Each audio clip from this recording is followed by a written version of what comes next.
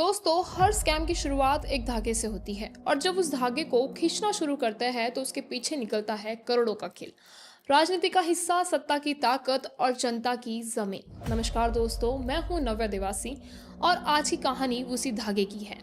40 एकड़ जमीन, कीमत लगभग 1800 करोड़ रुपए और ये जमीन खरीदी गई सिर्फ 300 करोड़ रुपए और स्टाम्प ड्यूटी सिर्फ 500 रुपए। लेकिन कहानी यही खत्म नहीं होती। असली ट्विस्ट तो यहाँ आता है। ये जमीन महार वतन की है, यानी कानून कहता है इसे बेचा नहीं जा सकता। अब आरोपों का धमाका।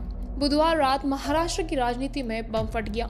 शिवसेना उद्धव गुट के नेता अंबादास दानवे ने एक ट्विटर पर पोस्ट डाली और उस पोस्ट ने राजनीति में तहलका मचा दिया।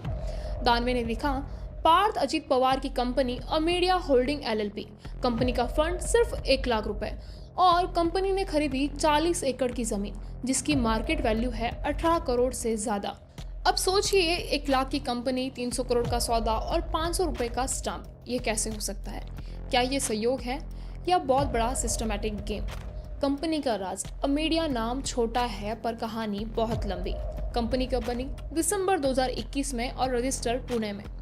फंड 1 लाख रुपए और कंपनी में 2 पार्टनर हैं, पार्थ पवार, दिग्विजय पाटिल, जो कि पार्थ पवार के ममेरे भाई हैं। अब लॉजिक लगाइए, 1 लाख रुपए की कंपनी 300 करोड़ का सौदा कैसे कर सकती है? या तो किसी ने करोड़ का अनसिक्योर्ड लोन दिया होगा, या किसी बड़ी कंपनी ने पैसे घुमाए, या फिर पवार ने काम कर दिया। लेकिन दस्तावेज, बैलेंस शीट, लोन पेपर कुछ भी सार्वजनिक नहीं है, इसलिए सस्पेंस बढ़ता है। अब असली चौंकाने वाला हिस्सा, जमीन कहाँ है? कोरेगांव पार्क, पुणे। पुणे की सबसे महंगी जगहों में से एक, जहां जमीन का रेट है लगभग 10,700 रुपए प्रति स्क्वायर फीट। यहाँ 40 एकड़ जमीन है। 40 एकड़ लगभग 17 लाख स्क्वायर फीट और अगर सीधा मार्केट रेट हिसाब लगाओ तो कीमत सीधी जाती है 1700 से 1800 करोड़ रुपए। फिर 300 करोड़ रुपए कैसे मिल गए?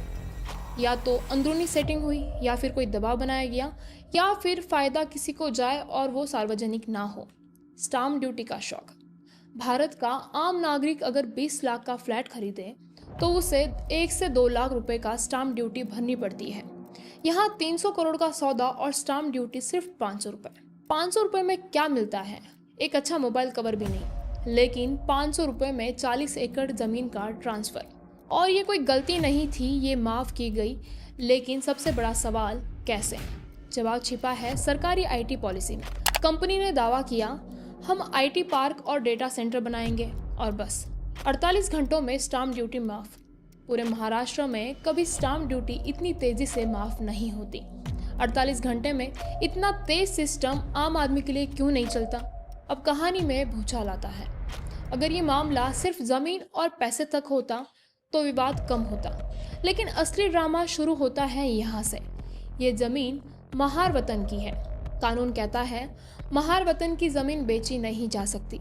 अगर बेचनी पड़े तो सरकार को नजराना देना होगा, असली मालिक की अनुमति लेनी होगी। लेकिन आरोप यह है कि नजराना नहीं दिया गया, असली मालिकों को नहीं बताया गया, कई हिस्सेदारों को धोखे से सिग्नेचर करवाए गए और जमीन अमेडिया के नाम करा दी गई। अब कुल हिस्सेदार कितने हैं? 126 और उनमें से साइन किसके हैं? सिर्फ 1 या 2 के। अब बात करते हैं असली मालिकों के खुलासे की। पुणे के एक व्यक्ति संकेत गायकवाड़ आगे आए। उन्होंने मीडिया के सामने 1860 की सरकारी चार्टर दिखाई, 1930 के 7/12 दस्तावेज दिखाए। उन्होंने कहा, हम असली वतनदार हैं, ये जमीन सरकार ने हमारे पूर्वजों को दी थी। गायकवाड़ और कई हिस्सेदारों का आरोप है कि हम गरीब थे, हमारे पूर्वज अनपढ़ थे, शायद धोखे से साइन करवाए गए, पावर ऑफ अटॉर्नी ली गई और हमारी जमीन बेच दी गई। अब राजनीति आग पकड़ती है। किसी ने सोचा होगा मामला सिर्फ सोशल मीडिया तक रहेगा। नहीं, अब विपक्ष खुलकर मैदान में आ गया है। अंजलि दमानिया बोली, यह सीधा भ्रष्टाचार है। पार्थ पवार को गिरफ्तार होना चाहिए, अजित पवार को इस्तीफा देना चाहिए।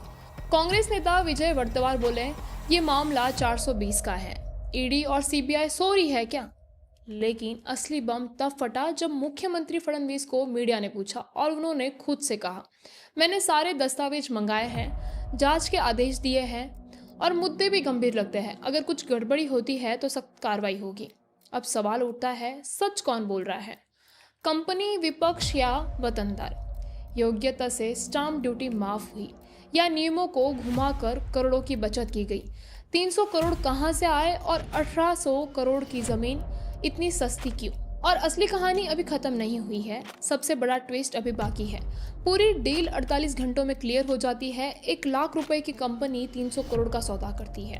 अब सवाल ये नहीं है कि सौदा कैसे हुआ, सवाल ये है कि किसने करवाया और किसको फायदा हुआ। 48 घंटे में चमत्कार कौन करता है? भारत में आम आदमी अगर घर खरीदना चाहे तो bank paper, NOC, registrar, stamp duty, mutation, registry, कम से कम 2-3 महीने। लेकिन यहाँ प्रपोजल गया 22 अप्रैल को, 24 अप्रैल को स्टाम्प ड्यूटी माफ हो जाती है और 27 दिनों में पूरा सौदा पूरा हो जाता है। यह गति किसके लिए? सरकार आम आदमी के लिए इतनी तेज क्यों नहीं चलती? यहाँ 2 शक उठते हैं। या तो किसी बहुत बड़े राजनीतिक दबाव में फाइल आगे बढ़ी और या पहले से ही सब कुछ सेट था, क्योंकि महाराष्ट्र की आईटी पॉलिसी में ड्यूटी माफी मिल सकती है, पर इतनी तेजी से इतने बड़े प्रोजेक्ट के लिए बिना जमीन विवाद साफ किए। यहाँ कहानी में गंद आती है पवार की। 300 करोड़ कहाँ से आए थे? सबसे बड़ा सवाल। कंपनी की पूंजी 1 लाख, पर जमीन खरीदी 300 करोड़ में। ये पैसे आए कहाँ से? 3 संभावनाएं पैदा होती है। 1, किसी और कंपनी ने पैसा दिया होगा, या फिर 2, डायरेक्टरों से पैसा आया होगा, या फिर शेल कंपनी के माध्यम से पैसा घुमाया गया। इनमें से किसी का रिकॉर्ड सार्वजनिक नहीं है। ध्यान दीजिए, अगर पैसा सिस्टर कंपनी से आया है तो मामला ऑफिस ऑफ प्रॉफिट के अंदर जाता है, मतलब सत्ता का फायदा उठाकर निजी कमाई। यहाँ सीधे प्रिवेंशन ऑफ करप्शन एक्ट के अंदर अपराध है। इसलिए अंजलि दमानिया ने कहा कि अगर पैसा परिवार की कंपनियों से आया है तो अजित पवार का पद जाना चाहिए। यह आरोप सामान्य नहीं है, ये सीधी कानूनी सजा वाली लाइन है। महार वतन जमीन सबसे बड़ा धोखा। कानून बोलता है महार वतन जमीन बेचने की अनुमति सिर्फ सरकार दे सकती है। बेचनी पड़े तो सरकार को नजराना देना पड़ेगा। सभी मालिकों की मंजूरी जरूरी है। अब असली शॉकिंग तथ्य यहाँ है, नजराना नहीं दिया गया। 126 मालिकों में से ज्यादातर बताया ही नहीं गया। कई बुजुर्ग और गरीब लोगों से धोखे से सिग्नेचर कराए गए। पावर ऑफ अटॉर्नी का गलत उपयोग किया गया। संकेत गायकवाड़ ने 1860 की सनद मीडिया में दिखाई। ये जमीन उनके पूर्वजों को ब्रिटिश सरकार ने दी थी, मतलब ये जमीन राज्य की नहीं उनकी है। और अगर ये सच है तो पूरी सेल डीड अवैध है। पूरा सौदा रद्द हो सकता है, जमीन वापस मालिकों को मिलेगी और जिस कंपनी ने खरीदा वो फंस सकती है। ये सिर्फ एक जमीन नहीं, एक पैटर्न है। विपक्ष का दावा है कि ये सिर्फ एक मामला नहीं, पूरे पुणे में ऐसा लैंड गेम चल रहा है और ये गेम अरबों का है। विजय वर्तिवार ने कहा कि मेरे पास पुणे में 50 से ज्यादा जमीन घोटालों की फाइलें हैं। 1 लाख करोड़ का लैंड स्कैम हुआ है। 1 लाख करोड़, ये कोई छोटा नंबर नहीं है। अगर जांच सच में खुली तो महाराष्ट्र की राजनीति हिल जाएगी। सरकार ने पहला कदम उठाया। मीडिया ने जब फडणवीस से पूछा कि इसमें राजनीति है या सच, उन्होंने कहा मैंने दस्तावेज मंगाए हैं, प्राथमिक जांच के आदेश दिए हैं, मामला गंभीर लग रहा है, अगर अनियमितता साबित हुई तो सख्त कार्रवाई। मतलब खुद उप मुख्यमंत्री की जांच सरकार रिकॉर्ड में चल रही है। ये बहुत बड़ा संकेत है, क्योंकि अगर सरकार को कुछ भी छिपाना होता तो जांच की घोषणा नहीं होती। पार्थ पवार की प्रतिक्रिया। जब मीडिया ने पार्थ पवार से बात की तो उन्होंने कहा हमने कोई गलत काम नहीं किया, लेकिन उन्होंने कोई डॉक्यूमेंट नहीं दिखाया, कोई सार्वजनिक स्टेटमेंट जारी नहीं किया और कोई भी प्रेस कॉन्फ्रेंस नहीं की। इतना बड़ा आरोप और चुप्पी कभी कभी सबसे जोरदार आवाज होती है। अब आगे क्या होगा? अगर जांच शुरू होती है तो आरोप साबित होते हैं, सेल डीड रद्द होगी, जमीन वापस मालिकों को मिलेगी, कंपनी पर एफआईआर और ईडी सीबीआई की एंट्री और सबसे बड़ा राजनीतिक भूचाल। क्योंकि सवाल सिर्फ जमीन का नहीं है, सवाल है सिस्टम को किसने इस्तेमाल किया, किसके लिए किया गया, क्या सत्ता का फायदा उठाया गया। इस कहानी में 3 चीजें अभी भी रहस्य है। 300 करोड़ आए कहां से, 48 घंटे में फाइलें किसने आगे बढ़ाई और 126 मालिकों में से 124 को क्यों नहीं बताया गया। जब तक इनका जवाब नहीं मिलता, ये सिर्फ एक जमीन का सौदा नहीं बल्कि एक घोटाला है। और अब जनता, मीडिया, विपक्ष सबकी निगाहें इस केस पर है, क्योंकि अगर ये सच में स्कैम है तो ये बनेगा महाराष्ट्र का सबसे बड़ा लैंड स्कैम। आपको क्या लगता है? क्या ये सिर्फ राजनीति है या करोड़ों का खेल? क्या कानून सबके लिए बराबर है या सत्ता वालों के लिए अलग? कमेंट में अपनी राय बताइए, वीडियो शेयर कीजिए, क्योंकि सच्चाई जितनी फैलेगी उतना सिस्टम डरता है।